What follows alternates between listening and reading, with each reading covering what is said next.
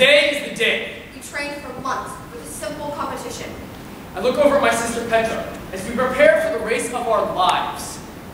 We've trained for years, worked ourselves to death for this. Now we have our chance. We grasp our oars firmly as the flag is raised. We nod to each other, silently, in agreement that today will be our victory. Days upon days, weeks upon weeks, we trained for this competition, that in reality took less than a few minutes. We had so much pressure on ourselves, pressure to be the best. We wouldn't let ourselves be anything less. I don't know the first thing about rowing. Okay, that's a lie. I know it involves boats and water and oars, but that's where my knowledge ends. Really. And honestly, I don't think I'm alone. The only reason we're here is because my dad and his two brothers are super competitive. I mean, who cares, right? They do, apparently. Welcome to my life. For 15 years, I have been training for this race! Pull-ups, push-ups, weights, every damn morning. I have endured countless hours on the water rowing, carrying not only my own, but my entire team's weight. For 15 years, I have been doing this! I just want to lose. I just want to lose this race so that the tournament will be over and I won't have to row anymore. The winds are strong just before the start. We wait. When I started the countdown from 3, I looked around. The other teams looked scrawny.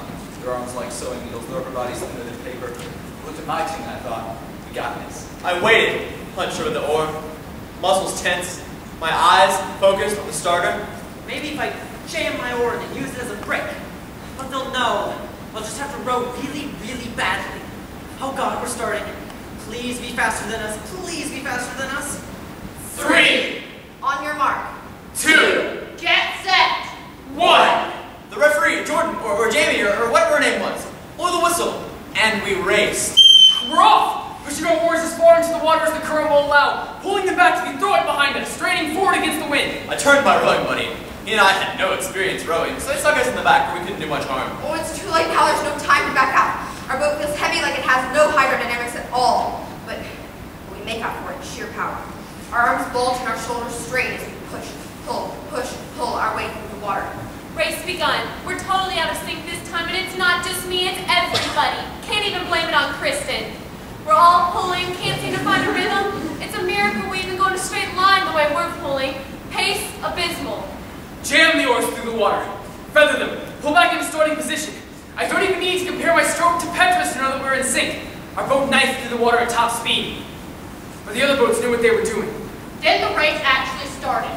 The race started and we weren't in the lead. We weren't winning. I looked over and saw the other boats not behind me, but beside me. Unacceptable! I feel my muscles extend and contract under the stress of the road.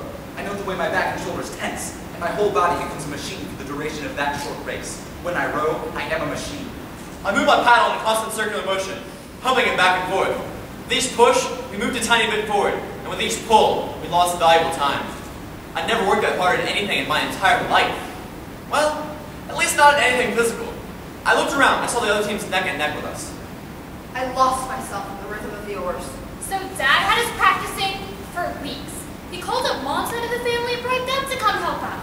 Bribed them with home-cooked meals for the duration of their stay, and a year's worth of I can't believe it's not butter. Because my mom gets pounds of it every day from this little old woman on our street. Long story. I normally need intense focus during the races. I normally would never look at the other teams. Figuring this one shot, though. Look right, look I left. stared right into the eyes of a rower on the adjacent team.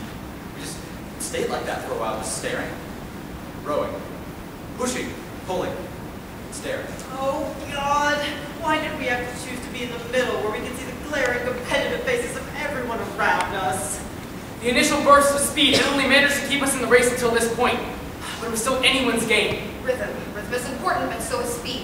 We struggle to keep both our time and force through the duration of the race. But we could never make a solid lead over those other rowers. Come on, let's speed up, speed up. You know, if I were actually trying, we'd win. We'd advance in the tournament, but I don't want to. This is awful. We're gonna have to rematch. And we stayed that way the entire race. For the minutes we raced, I rowed harder than I ever had before. But my team couldn't cover the slack. I can't do it all! My arms are sore. I don't know how much longer I can keep this up. I have such weak arms. I have no idea why they choose me as a rower. 50 meters to go. Jam, feather, starting position, jam, feather, starting position. Jam, Feather, starting position. I turned to the other teams, and suddenly I had the strength to make it to the finish. I can't let my team down. The others in our line are one for the moment. Not 8 rowers, but one team. The line grew closer, the boat moved faster, my heart beat faster, my arms pumped harder, my eyes grew wilder, my pushes grew crazier, my pulls grew stronger, the line grew closer, and my mind grew stranger, and all of a sudden, we stopped. Aunt Marge. She wouldn't be persuaded by butter. She's a vegan who cringes at the thought of anything with fat or cholesterol in it. And even though it's not butter, to her it's a heart attack in a tub. But her husband and her kids have been living under her tasteless tyranny for years. They jumped at the chance for real food. There was a coup de maison, if you will, a bloodless coup involving rope, glue, and crying. Long story. The point is they're here now too, and we've all been training together for weeks. And today was the big race. The race was over. I did it! I made it?